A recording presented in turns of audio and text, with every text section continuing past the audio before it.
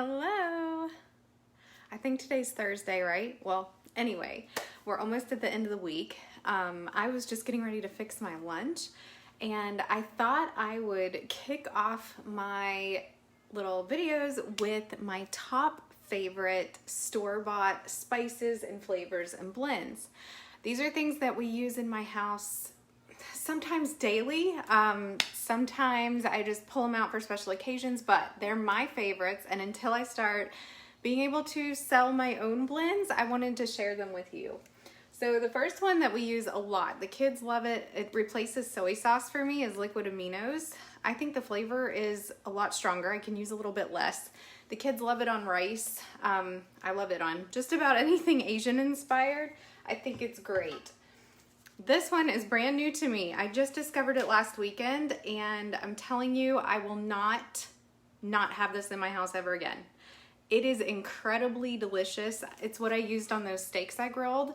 It's probably going to be a huge staple whether I start blending my own spices or not. I don't know if I'll be able to top this one.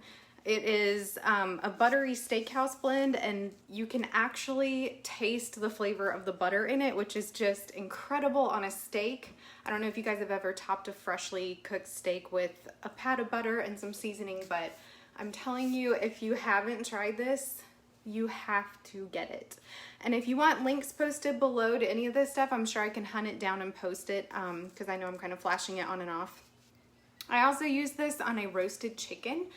I am following a macro counting based plan right now, so I'm eating a lot more meat than I used to. So I'm trying to find fun ways to flavor it, and this one has certainly become my number one. It was delicious on the chicken. It was great on steamed and roasted vegetables too, so you really can't go wrong with this in your cabinet.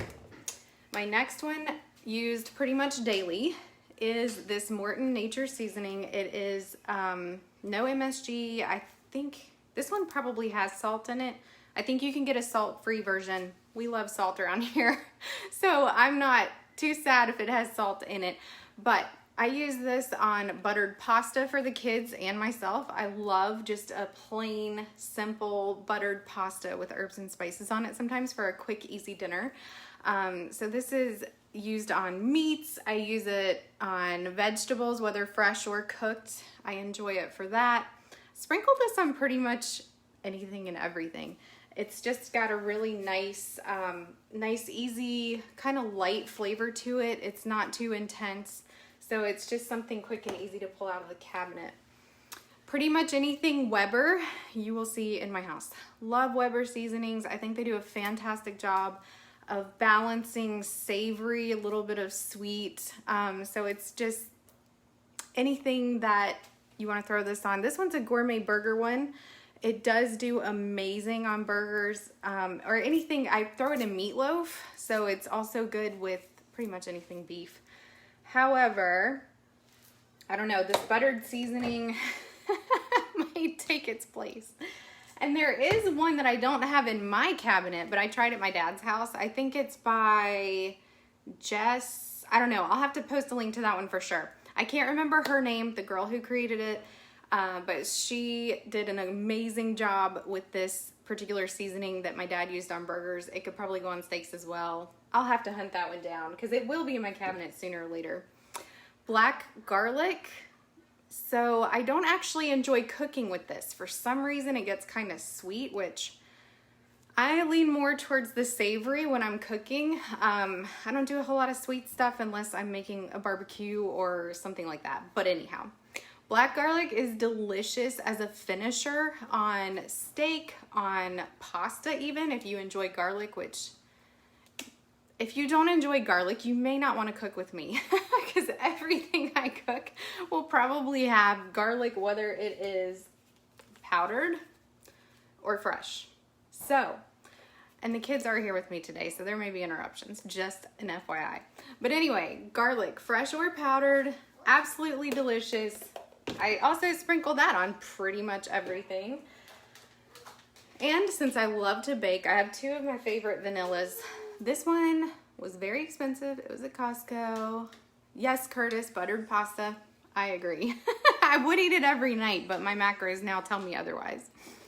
So this was like $24 at Costco, and it's well worth it. It has amazing flavor. It does have alcohol in it. I think actually this one does too. I have a really hard time finding vanilla without alcohol in it. This vanilla is incredible. It's baking vanilla, so it just has a richer flavor than most. This one has a great flavor too, and I think for the value, it's well worth it because I think this alone was like half the price, and it's definitely not even half the bottle size. But anyhow, I love throwing vanilla. You'll probably see this when I do a video on pancakes or waffles. I love throwing vanilla into the batter. It just adds a depth and a richness and a little bit of sweetness to that batter that could otherwise, especially in these protein ones I've been making, could otherwise just be a little bitter and maybe not quite as flavorful. So this is a great way to just kind of add a little something extra to that. And of course, if a recipe calls for vanilla, I pull those out. I don't really use any other brands. I use these two mostly. The cheap vanillas in the store, they can get the job done, but they're just not they don't give you that punch that you're looking for in the flavor, especially in baked goods. You really want that vanilla to shine through for the most part. Next up is another savory. This is Lowry Seasoned Salt. Now, this one I don't pull out that often. However, I like to blend this with other things because this adds the salt and the savory. So if you have a dish like a baked chicken or here's Kala, or a steak that you're trying to just add a bit of depth to, this is great for adding depth into a dish. But I never use it solo because it's just a little too salty and it doesn't quite add enough on its own to me. I don't know, but you will see this for meats especially. And I have a new grill coming and I am so excited. I'm getting a gas grill and it should be here, I don't know, tomorrow's Friday, I think. I don't even know what day we're on. It should be here tomorrow or Saturday, I hope. Sunday at the latest. So I might do an unboxing if I can set up something. It's a good time for a drink.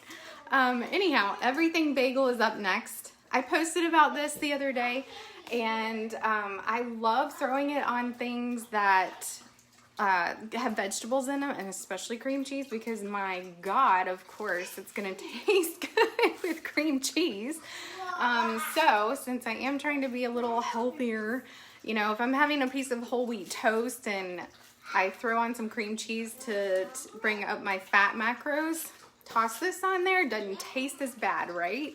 It's also good with butter too, so you could, you know, butter your toast and throw this on. I love putting it with chicken as well. It's actually really good on chicken breast. Like I just hate chicken, so any way I can find to spice up chicken to bring my protein up, I'm all over it these days. All right, and this is another fun one. Creole seasoning. So I've actually used this on steak, burgers, chicken, seafood. Another thing I actually really love this on, if I am doing, sorry for all the background noise, everybody's just going crazy. Well, actually this is pretty calm, but the Creole, I love putting it on baked potato with cheddar, sour cream. I don't know what it is about it. It's just so good. So it's just something fun to try. Or French fries. Oh my gosh. Putting it on French fries is like so good. So I highly recommend this for just a fun kick. And that's pretty much my top pantry staples, other than, of course, olive oil. And I always have butter on my counter because I can't live without butter. So thank God macros allow for fat. I would die. But those are my favorites that I pull out all the time. I mean, of course I use, you know, just traditional herbs and stuff too, plain or in combination.